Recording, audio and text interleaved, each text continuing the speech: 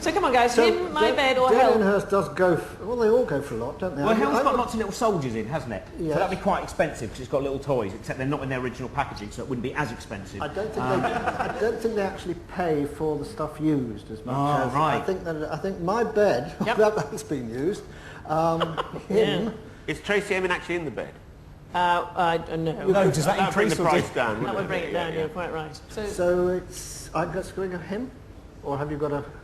I have an idea that it might be hell, but I'll go with you on him. Yeah, that's fine. So him or hell? OK, we're going for him. Absolutely right. Him by Damien Hirst. Entirely right.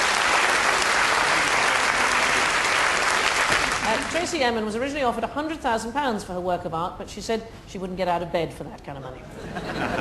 Very good. David and Rory, which of these authors received the highest reported advances for their autobiographies? Was it David Blunkett? Who is Chantal Houghton? Oh, she was that Big Brother thing. Oh, right. When she was the non-celebrity in the Celebrity Big Brother house, she won it, beating Michael Barrymore. There's a tragic piece of information. Please, don't take points away from me for knowing. No, I think it's... Mentioning Michael Barrymore. Yeah. Suggests the odd dalliance with a tabloid newspaper, Dave, which I don't approve of. Ashley Cole is the other one. So Dave Blunkett, Chantal... Is it Houghton? I don't know. Ashley Cole. No one. She's kind of known as Chantal. Oh, just Chantal. Is she the transvestite or not? No. She was the one who married Preston. Who's Preston? Preston was the one who used to be engaged to the French girl, and he was in a band called the Ordinary Boys before he went in to try and resurrect his career, and then he fell for it and married the silly blonde girl. Is he the one that hanged himself? No, he's still going.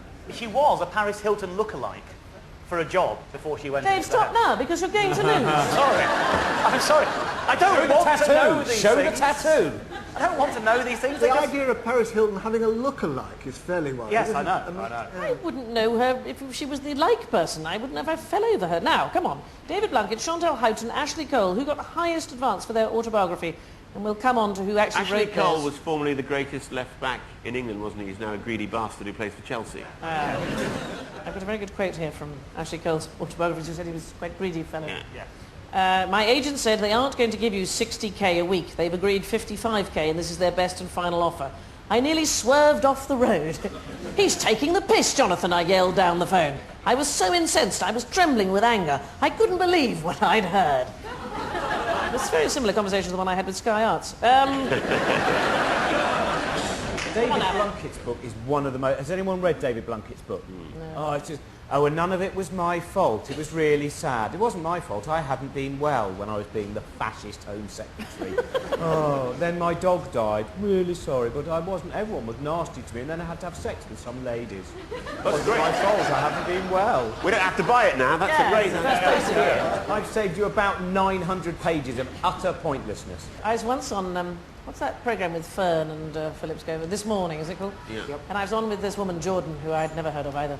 And I said, what are you here for? She said, I'll talk about my autobiography. And I said, did you how marvellous. She said, yes, I'm really looking forward to reading it. I'm going to guess Chantal Houghton. Chantal? So am I, No. You idiot! So it's David Blunkett or Ashley Cole? Actually, I've changed my mind. I'm going to go with... What do you reckon the Blunkett? It's your turn. I'll go with Blunkett. Yeah, Blunkett. It is David Blunkett. Yeah. He was paid £1 million advance for the Blunkett tapes, and in the first month only sold 1,000 copies. How pleasing is that?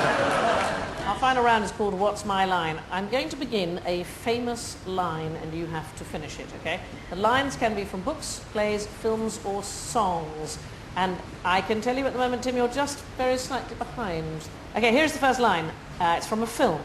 I love the smell... yes. Of Anne Summers' Changing Rooms. Napalm in the Morning, I meant to say, which is from Apocalypse Now. It is, yes. I am...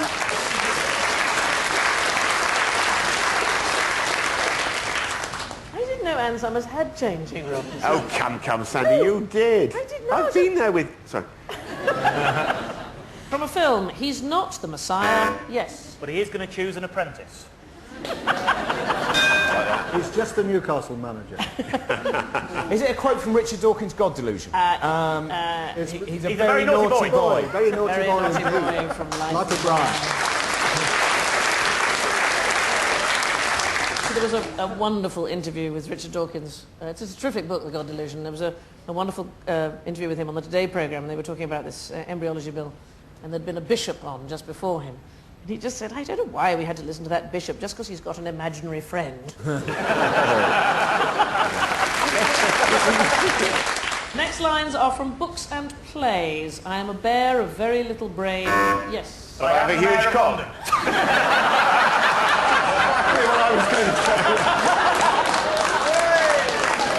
And long words bother me. It's Winnie the Pooh, A.A. Milne. I know how I feel.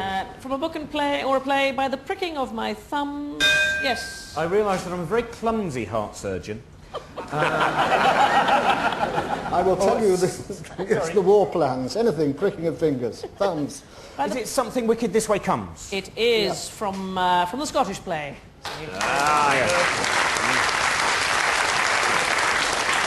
Too much superstition to say Macbeth. Oh, blast. Once upon a time, there were 4 little rabbits, and their names were... John, Paul, George and Ringo. Famine, War, Death and Pestilence.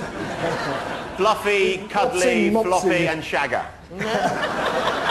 Now that I would read. 4 little rabbits, and their names were... Mopsy, Mopsy, Cottontail and another one. Roast Yes. casserole, baked, grilled. Mopsy, Mopsy, Cottontail, and...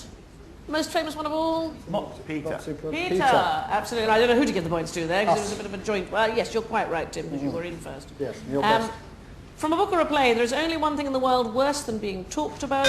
Yes. And is that being talked at by Michael Winner after he's had some disappointing consomme? And then the soup went all down my chin and I was very upset and I threw a bread roll at the waiter. Then the pudding came and it was appalling. That was brilliant. That was brilliant. No. There's only one thing in the world worse than being talked about. And that's not being talked about. And that's not being talked about. The Picture of Dorian Gray, Oscar Wilde. Right, the final lines are from songs. When I grow older, losing my hair. Yes? I might make some erratic judgments on my second marriage. These may have been many years from now. Yes, it's certainly not you now, Tim. When I grow older, losing my hair. Many years from now, when I'm 64, the Beatles. It's from a song, he's just a poor boy from a poor family. Now he's Oh, president. he topped himself. Yes? Is it but just £2 could change that? Hello. He's just a poor boy from a poor family. The queer Galileo, what's it called? Bohemian Rhapsody. Yeah, Bohemian Rhapsody by what's the line? He's just a poor boy. There's a lot of bad singing, but we haven't got the actual line. He's just a poor boy from a poor family. Sparing his life from this nationality.